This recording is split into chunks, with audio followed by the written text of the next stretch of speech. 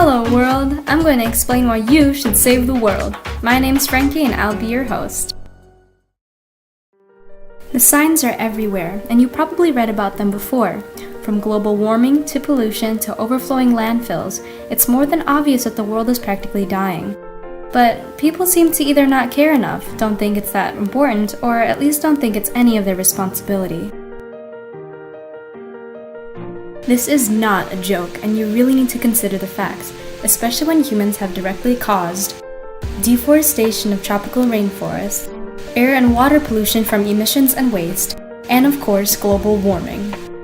There's no part of the world that doesn't experience the effects caused primarily by humans. For starters, there are the ocean gyres. Gyres are whirlpools of water trapping huge collections of trash in their currents. There are 5 gyres worldwide, and the Great Pacific Garbage Patch is the largest, containing about 3.2 million tons of trash and is about the size of Texas. These patches are so large and dense that even people can traverse on top of them. Still not convinced? Let's put it into perspective by narrowing it down to my homeland, the Philippines.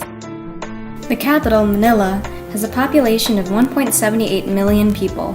Compared to Chicago, which is 234 square miles of 2.72 million people, Manila is 16.5 square miles and already has about half the population of Chicago. Why is this such a problem? Well, this is only the city of Manila.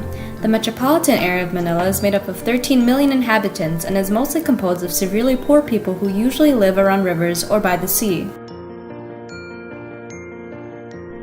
Many of these people do not have jobs, have an education above elementary or any schooling at all because they cannot afford it. Despite living by the water, it is polluted from the city and its waste and garbage. There are no garbage disposal trucks or garbage bins in many of these poor barangays or neighborhoods. They're so poor that while the parents are out either begging, working, or trying to find work, their children swim through the muck just to find anything salvageable to sell on the streets. As you can see, saving the environment is the last thing on their minds, if the idea is there at all, even if there is so much damage being done. The difference between you and I compared to these people living in poverty is our education. We have the knowledge to make the world better and save it in our own way. We could save the world together by keeping our waters, our air, and our land clean from pollutants and waste products, to go to these places like the Philippines and help clean up, educate them, and instill in them the need to keep our earth pristine, and to create new ideas on how to do all of these things and more. Speaking of ideas, here are some general places that you can reference to get started.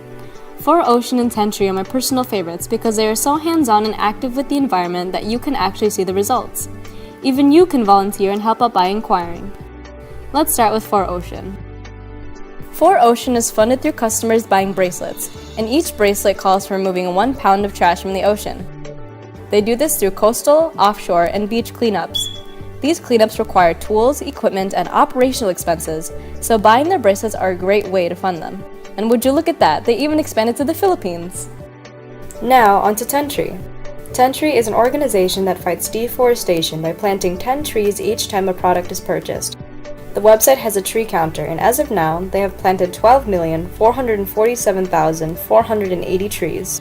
You can even see how many trees were planted in what countries, as well as a map that displays how many trees you and your friends have planted.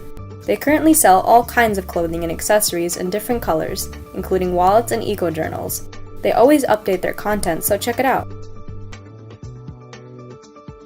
Of course, money doesn't grow on trees, so you can't always donate or buy merch. However, you can do your part right at home. Recycle, reuse, reduce, and compost. In Sweden, they had something called the Swedish Recycling Revolution, where Swedes recycle nearly 100% of their household waste. Look it up so you can read how they do it. Speaking of looking stuff up, doing research and spreading awareness are also included in doing your part. Look up all of the organizations I have previously mentioned, like the Swedish Recycling Revolution and more. Look up ways you can help the environment by seeing how others get creative and make your own ideas. With the internet, the possibilities are endless. You can find more information, specifics, and ways that you can help. Spreading awareness is just as important. Let others know that taking care of our Earth is crucial, and if they see you being environmentally active, there's an increased likelihood that they'll do the same. If you share any articles or videos, don't forget to do your research. credibility and accuracy are duly essential. Now that you know your options, always remember this. Just like your home, you need to take care of and maintain your belongings in every aspect of the place you call your home. That's including Earth itself and its inhabitants, both plant and animal. All of this to keep our Earth as beautiful as it was before our arrival, so our future generations can enjoy it just as we did.